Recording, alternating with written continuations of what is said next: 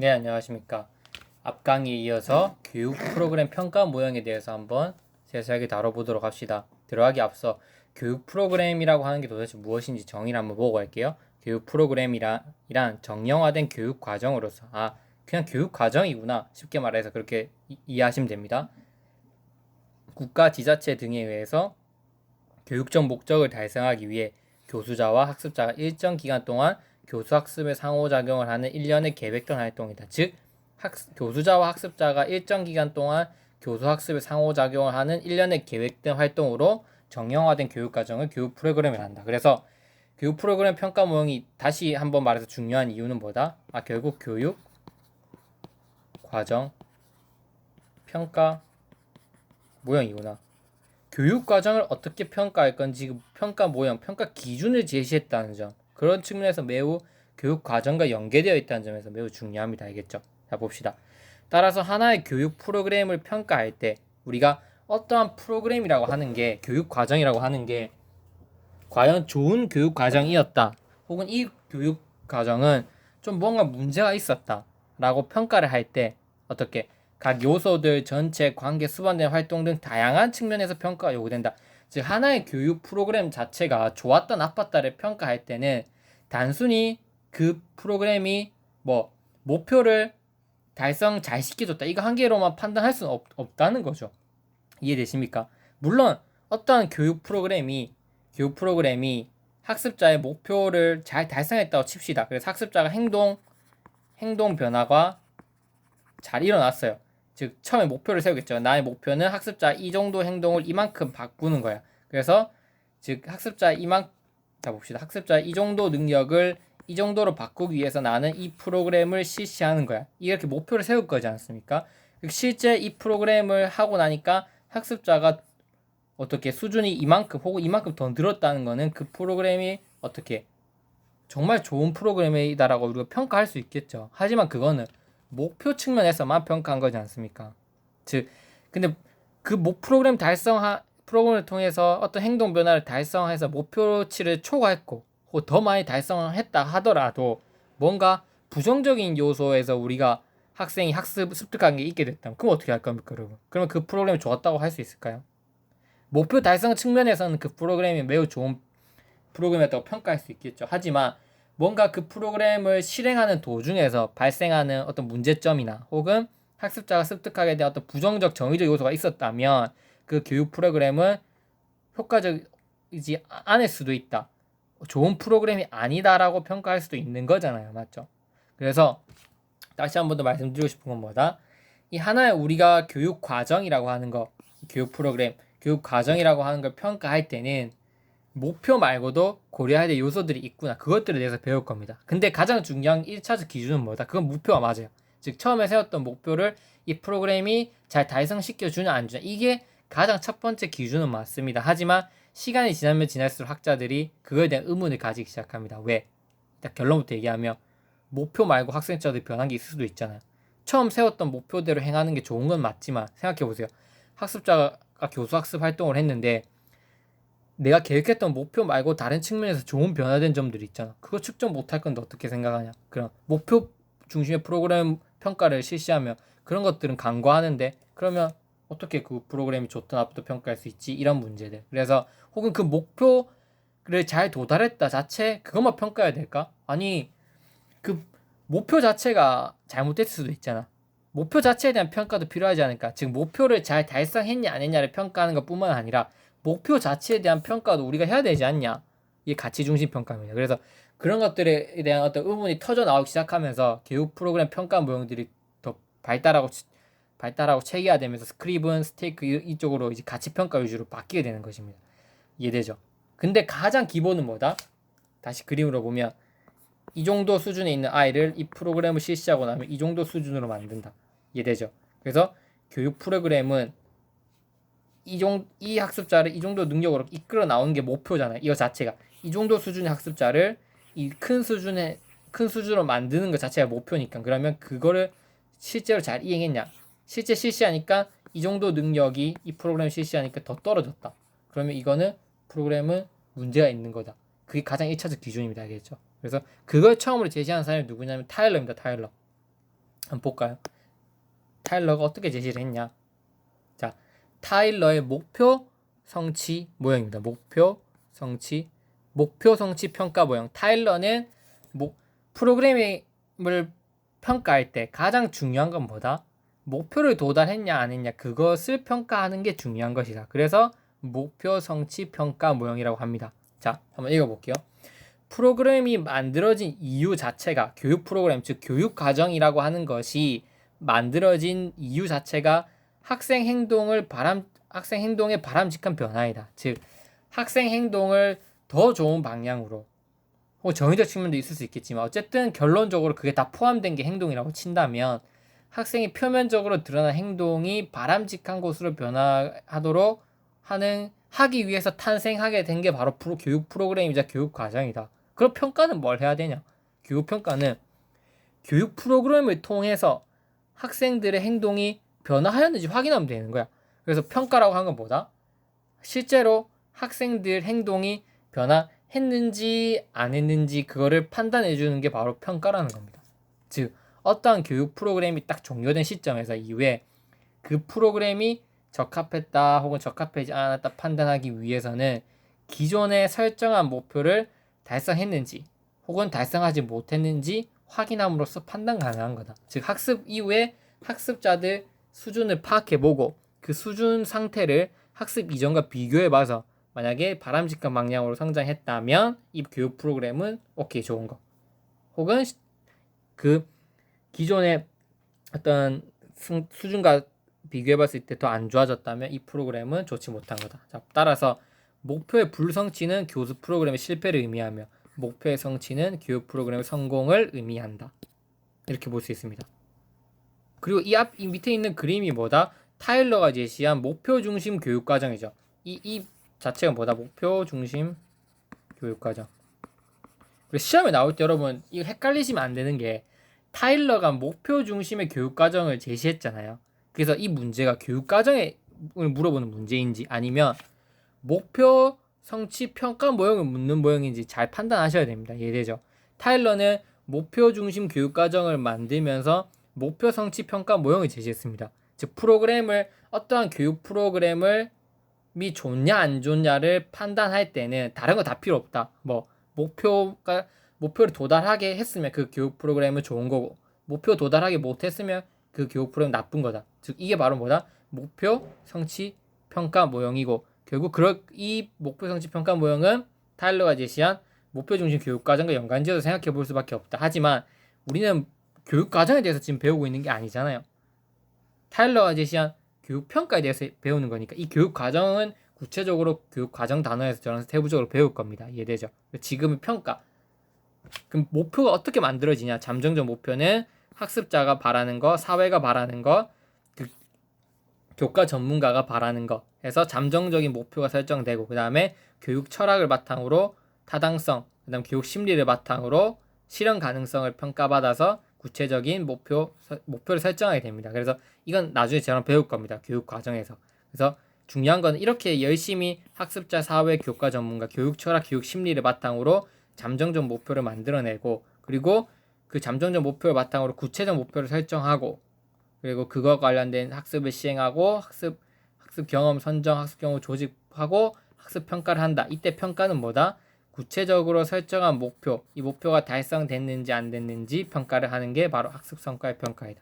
그래서 학습 성과 평가를 해서 학습자들 성과도가 높으면 이렇게 생각하시면 됩니다. 학습자들의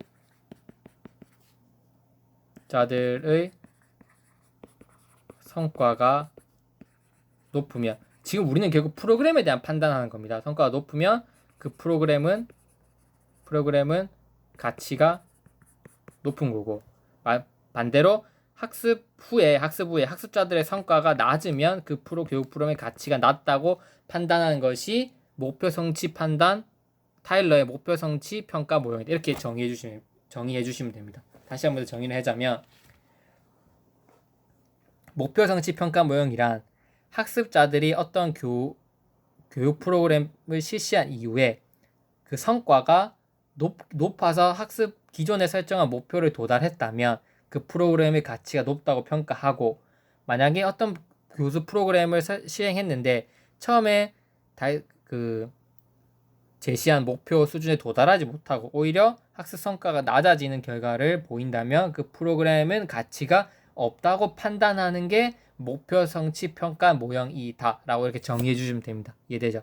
그래서 여러분 헷갈리지 말고 타일러가 제시한 목표 중심 교육과정 안에는 당연히 목표 성취 평가 모형이 반영되어 있다 이렇게 생각하시면 됩니다. 이해되죠? 시험에 이 정의 정도로 물어볼 수 있고 그 다음 뭐가 나올 수 있냐? 바로 목표 성취 모형의 장점이 나올 수 있겠죠. 이게 바로 시험에 나올 수 있습니다. 첫 번째부터 보겠습니다. 교육평가. 이렇게 목표 성취 모형을 적용하면 교육 목표 선정을 보다 효율적으로 돕는다. 교육 목표 선정에 이바지 않다. 이렇게 적어주셔야 됩니다. 그래서 여러분들이 지금 제가 말씀드린 것 중에서 지금 제가 얘기하는 가장 큰 핵심 포인트입니다. 뭐냐면 목표 성취 모형을 제시하면 왜 교육 목표 선정에 이바지를 하냐. 이 논리 관계를 잘 따져봐야 됩니다. 목표 성취 모형을 사용하게 되면 교육 목표 선정에 이바지할 수 있다. 이 관계가 왜 그러냐 잘 보세요. 평가라는 것은 학생들이 실제로 바람직한 행동을 보이는지 판단하는 것이다. 이해되죠? 평가라고 하는 것은 학생들이 실제로 바람직한 목표 행동을 보이는지 안 보이는지 판단하는 게 평가죠. 이에 교육 목표라고 하는 것은 실현된 정도가 파악할 수 있는 것이어야 하기 때문에 구체적인 행위 동사를 사용한다. 여러분, 우리 교육 목표라고 하는 게 평가라고 하는 게 결국 뭐다? 학생들이 실제로 바람직한 목표 행동을 보이는지 안 보이는지 판단하는 게 평가라고 했잖아요. 맞죠? 그러면 그 평가를 할 수 있으려면 교육 목표 자체가 뭐가 돼야겠어요? 교육 목표라고 하는 것 자체가 실현된 정도가 파악될 수 있도록 구체적인 행위 동사를 사용해야 된다는 거죠. 자, 이 프로그램 실시 전과 후로 나누어 봤을 때 결국 이 프로그램을 평가한다는 것보다 이 전과 비교해서 후에 학습자들이 과연 목표 행동을 보이냐, 즉 기존에 설정한 바람직한 목표 행동을 보이냐 안 보이냐를 판단하는 것 자체가 뭐다? 평가죠. 왜냐면 바람직한 목표 행동을 보이는지 안 보이는지 일단 평가를 해야지, 판단해야지 이 프로그램이 효과가 있었다 없었다를 판단할 수 있잖아요. 그러면 우리가 여기서 생각해 봐야 될 게 뭐냐면, 그러면 바람직한 목표 행동을 판단할 수 있으려면 그 목표들이 뭐여야 되겠어요? 구체적이어야 될 거 아니에요. 만약 구체적이지 못하고 추상적이라면, 교육 목표가 만약에 추상적이라면 바람직한 목표 행동을 측정할 수 있어요 없어요? 못한단 말이에요. 눈으로 보이게끔 매우 구체적으로 그 목표 행동들이 제시되어야 된다는 거예요. 즉 타일러가 제시한 건 뭐다? 프로그램 평가할 때 가장 중요한 기준은 뭐다? 목표에 도달했냐 안 했냐를 평가하는 거다. 그러려면 눈에 보이는 행동으로 우리가 판단할 수 있는 거여야지. 그럼 그만큼 교육 목표를 어떻게 해야 된다? 세분화시켜야 되지 않냐 이렇게 제시를 한 겁니다. 이해되죠? 보면은 구체적인 행위 동사를 사용하여 교육 목표를 진술하고 이의 성취 여부를 평가하도록 강조함으로써 일반적인 형태로 진술된 목표를 세분화한다. 우리가 자칫하면 일반적인 형태로 진술된 목표를 어떻게 목표 성취 모형을 사용하게 되면 어떻게 된다? 훨씬 더 어떻게 구체적인 행위 동사를 사용하여서 구체적으로 제시할 수 있게 된다. 이게 가장 큰 핵심입니다. 이해되죠? 왜? 목표 성취 평가 모형은 프로그램 전후 대비해서 목표 행동을 보이냐 안 보이냐를 판단해야 된다. 그럼 목표 행동을 보이냐 안 보이냐를 판단할 수 있으려면 그 교육 목표 자체가 어느 정도 어떻게 해야 된다? 추상적이면 안 되고 구체적이어야 된다. 구체적이어야 하면 그 우리가 판단하고 평가할 수 있다. 그렇기 때문에 목표 성취 평가 모형을 쓰면 교육 목표를 보다 세분화시킬 수 있는데 이바지할 수 있다. 이게 장점입니다. 이게 논리 관계입니다. 이해되십니까? 이게 이해가 안 되면 이 교육 목표 선정에 이바지한다 이 말을 쓸 수가 없습니다. 이해되십니까? 일단 이까지 이해하셔야 됩니다. 자, 그럼 이렇게 교육 목표가 세분화되면 어떻게 되냐? 그 다음 이렇게 교육 목표가 세분화되면 될수록 어떤 장점이 있냐면 어느 목표가 주로 달성 가능한지 판단 가능한다고 합니다. 우리가 여러 가지 목표를 세분화시켜 봤는데 이 A라고 하는 목표, B라고 하는 목표, C라고 하는 목표를 세분화시켜 봤잖아요. 그러니까 A라는 목표는 주로 학생들이 달성할 수 있더라. 근데 B라는 목표는 어디에도 써도 학생들이 잘 달성 못하더라. 혹은 C라는 목표는 뭐 어느 특정 학습자들은 잘 달성하는데 어느 학습자들은 달성하지 못하더라. 지금 교육 목표가 다 세분화되어 있잖아요. 이해됩니까? 이 논리관계를 잘 이해하셔야 됩니다. 일반적으로 진수의 교육 목표를 만약에 목표 성취 평가 모형을 제시하면 그걸 판단해야 되기 때문에 교육 목표를 세분화시키게 된다. 교육 목표를 세분화시키게 되면 어떤 장점이 생기냐? 어떠한 목표는 달성 가능한지, 아니면 어떤 목표는 어떤 집단에게 달성 가능한지, 어떠한 목표는 달성 불가능한지가 판단이 되게 됩니다. 자, 보면 어느 목표가 주로 달성 가능하고 어느 집단은 어떤 학생에게 적용 가능한지. 이 C 목표는 주로 여학생들에게 달성하는데 효율적이더라. B 목표는 초등학생이 중에서 고학년 5, 6학년이 달성하는데 좀 더 효율적이더라. 즉 이렇게 교육 목표에 대한 판단이 우리가 더 구체적으로 정보를 얻게 되는 겁니다. 즉 어떤 교육 목표에 대해서. 그래서 이렇게 하게 되면 어떻게 되냐?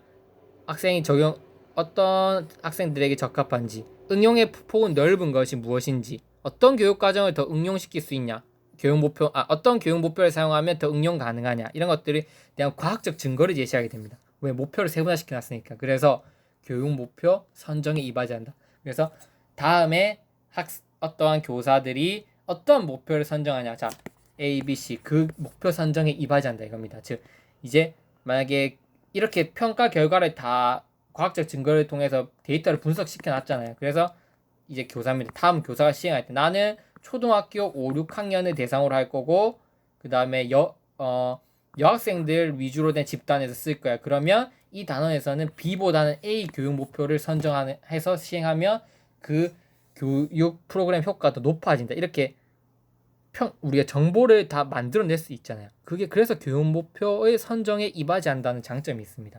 왜? 목표 성취 평가 모형을 실시하게 되면 어떻게 된다? 교육 목표가 뭐 되고 목표가 세분화되잖아요. 이 세분화되면 어떻게 된다? 각 목표에 대한 뭐를 얻을 수 있다? 목표에 대한 정보를 얻을 수 있죠. 정보를 얻게 되면 뭐가 된다? 목표.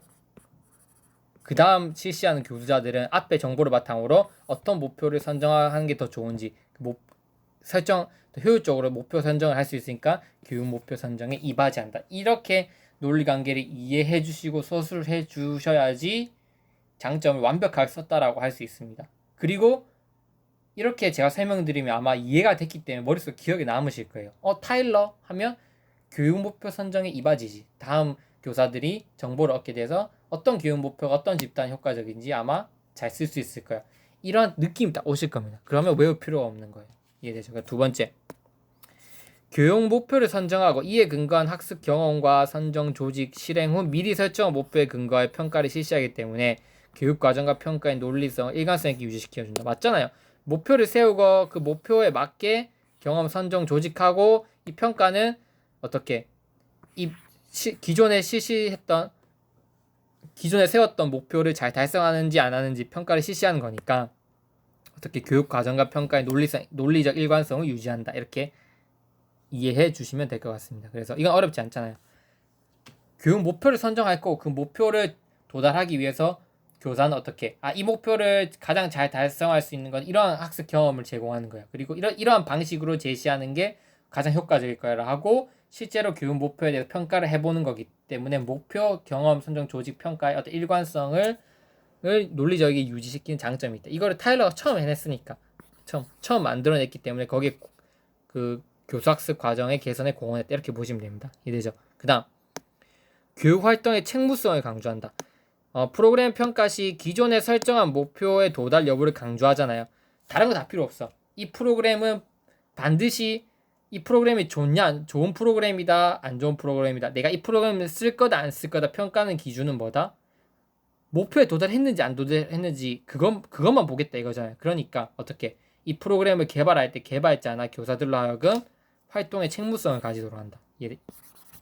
이 프로그램이 조금이라도 목표 측면에서 문제가 있으면 사용이 안 될 거니까 그 프로그램을 개발하는 개발자들이나 교사들은 만약에 타일러 목표 성취 모형을 근거로 이 프로그램 평가가 딱 이 말을 듣는 순간 더 열심히 더 체계적으로 프로그램을 만들기 위해서 노력한다는 거죠. 왜? 가장 가장 중요한 평가 기준은 뭘 쓰겠다는 거니까 목표 도달 여부를 쓴다는 거니까. 그래서 이 목표 성취 모형을 쓰면 프로그램의 개발자나 혹은 교사들이 더 책임감 있게 자기 활동을 하게 되는 어떤 특성을 가지게 된다. 그래서 교육 활동의 책무성, 책임감을 강조하게 된다. 이게 타일러 목표 성취 모형을 도입했을 때 발생할 수 있는 장점들입니다. 어렵지 않죠? 그 문제점은 뭐냐? 자, 행동 영어로 진술하기 어려운 교육 목표에 대해 평가가 어렵다. 맞잖아요. 우리 평가라고 하는 건 뭐다? 기존 그다음에 평가, 그다음에 프로그램 후. 기존과 다르게 프로그램을 받은 후에는 뭐 바람직한 뭐가 있어야 된다? 바람직한 행동 변화가 있어야 된다. 기존에는 이랬다면 이렇게 학습자 행동이 이렇게 I에서 큰 I로 바뀌어야 된다. 그러면 근데 그래서 교육 목표는 뭐여야 된다? 더 구체화되고 구체적인 행위 동사로 진술돼야 된다. 그래야지 그 전과 후의 어떤 행동 비교를 할 수 있잖아요. 그런데 행동적 용어로 진술되기 어려운 목표는 어떻게 할 거냐? 소홀하게 된다는 거죠. 우리 정의적 영역 어떻게 행동 용어로 진술할 거냐? 혹은 특히 예체능 과목 같은 예능 과목, 미술이나 음악 그 음악적인 부분에서 혹은 미술적인 부분에서 창의력이 뛰어나다 아니다. 이걸 어떻게 구체적인 행위 동사로 표현해낼 거냐? 평가가 애매하잖아요. 그냥 선을 일직선을 잘 긋는다. 그거는 예술에서 가장 기본적인 방식이고 그걸 통해서 무언가 창의적을 만들어내는 건데 예술 즉 음악이나 미술 같은 경우에는 구체적인 행위 동사로 그 학습자들의 평가하기엔 한계가 있단 말이에요. 그러면 그런 예체능 과목들은 어떻게 된다? 조금씩 우리가 배제하게 된다. 즉 행동 영어로 진술하기 어려운 교육 목표는 평가하기 어려우니까 그것과 관련된 과목들은 소홀하게 되는 예술 교과를 소홀하게 하게 되는 문제점이 있고 혹은 그 목표 중 예술 교과를 소홀하는 문제뿐만 아니라 뭐 정의적 특성에 대한 평가가 곤란하니까 정의적 영역을 측정하지 말자. 계속 평가에서 배제시켜 버리니까 평가에서 앞에 안 넣은 배제시켜 버리면 실제 그렇게 정의적 영역 가르칠 필요 있어요? 없잖아요. 그래서 정의적 영역 즉 뭐 어떤 착함 혹은 나쁨 혹은 타인을 배려하는 배려 공동체 정신 이런 정의적 특성을 측정하는 것을 자꾸 소외시 이제 멀어지게 된다는 거죠. 구체적인 행위 동사로 평가할 수가 없으니까. 그래서 정의적 특성에 대한 평가, 예술교과가 그에 대한 평가가 잘 안 되니까 이런 부분들에 대한 어떤 학습 결손이 발생할 수 있다. 이해되죠? 그 말을 다른 말로 뭐라 한다? 행동 영어로 진술하기 어려운 교육 목표에 대한 평가가 어렵다. 이 안에 키워드 두 개는 뭐가 들어가야 된다? 반드시 정의적 영역과 예술교과 이 두 가지 영역에 대해서 뭐가 발생할 수 있다? 학습 결손이 발생할 수 있다. 이게 목표 성취 모형을 썼을 때 가장 큰 문제입니다. 왜? 목표 성취 모형은 뭐 중심이니까 행동 중심으로 모든 걸 평가하려고 하다 보니까 이런 문제들이 발생하는 겁니다. 두 번째, 수업 중에 발생하는 부수적 결과에 대한 평가도 곤란하다. 이것도 뭐냐면 목표 중심으로는 내가 기존에 목표를 세울 거 아니에요. 학습자들이 이 정도 수준에 도달하겠다. 그래서 학습 후에 진짜 도달했냐 아니냐 그거를 판단하는데 그것만 우리가 목표 중심으로 평가를 하게 되면 뭐 사전에 설정된 목표에 근거한 평가만 강조하기 때문에 수업 중 발생할 수 있는 목표 이외의 변화를 평가하는 것은 어렵다. 수업하면서 기존에 설정된 목표 이외에 다양한 방식의 변화들이 일어날 수 있어요. 예를 들면 나는 처음에는 뭐 학습자들에게 뭐 국어의 문법 원리를 전달하는 수업을 기존 계획을 세웠다고 칩시다. 예를 들면 의문론에서 뭐 유음화 법칙을 이해한다. 그 평가 기준을 세웠는데 학습자들끼리 그 부분에 대해서 토론하는 과정에서 서로를 배려하는 협동 정신을 길러 나간 겁니다. 예를 들면 혹은 그 과정에서 자기네 생각을 논리적으로 말할 수 있는 어떤 그 능력을 갖춰 나갔다고 칩시다. 근데 그런 부분에 대해서는 평가할 수 없다는 거예요. 왜냐면 학습자 이 프로그램 평가할 때 뭐만 평가하니까 기존에 세웠던 목표에 관련해서 목표 성취를 했냐 안 했냐 그것만 평가하니까 유마 법칙 그거 학습자들 숙지했어 안 했어? 숙지했으면 이 프로그램 좋은 거, 숙지 안 했으면 안 좋은 거야. 근데 숙지를 못했어도 그 과정에서 토론하면서 자기네 생각을 논리적으로 표현할 수 있는 능력, 지식을 재구성할 수 있는 능력을 획득했는데 그런 부수적인 결과물에 대해서는 평가할 수 없다는 거죠. 목표 성취 모형은. 왜냐하면 목표와 대비 기존에 세웠던 목표를 달성했냐 안 했냐 그걸 보는 거니까. 그래서 수업 중에 발생하는 부수적인 결과에 대한 평가를 할 수 없고 행동 영어로 진술하기 어려운 교육 목표에 대한 평가가 어렵다. 그렇기 때문에 이러한 단점들이 있다. 이게 타일러의 목표 성취 모형의 단점이고 장점은 아까 말씀드린 것처럼 교육 목표 선정에 이바지, 교육 활동의 책무성 강조, 그다음에 평가와 그다음에 실시의 교육 학습 경우 선정 조직, 그다음에 평가 이거의 논리적 일관성을 유지시킨다. 이런 장점들이 있습니다. 그래서 시험에서는 이 장점과 문제점들이 나올 거예요. 그런데 이 타일러의 목표 성취 모형을 보다 명확하게 이해하지 않으면 이 장점과 단점이 머릿속에 오래 기억되지 않을 겁니다. 하지만 여러분도 이 강의를 듣고 나서는 분명히 제가 단언컨대 절대로 타일러의 목표 성취 모형의 장단점 까먹지 않을 겁니다. 네. 그래서 오랜만에 강의를 해서 제가 말을 좀 논리적으로 하지 못한 부분이 있는데요. 그래서 꼭 이해 안 되시는 점은 댓글에 남겨주시면 제가 여러분들에게 다 하나하나 세세하게 설명드리도록 하겠습니다. 네, 강의가 좀 길어졌습니다. 네, 다음 시간에는 스타플빔의 의사결정 촉진 모형에 대해서 학습하도록 하겠습니다. 강의가 길어진 점 죄송합니다.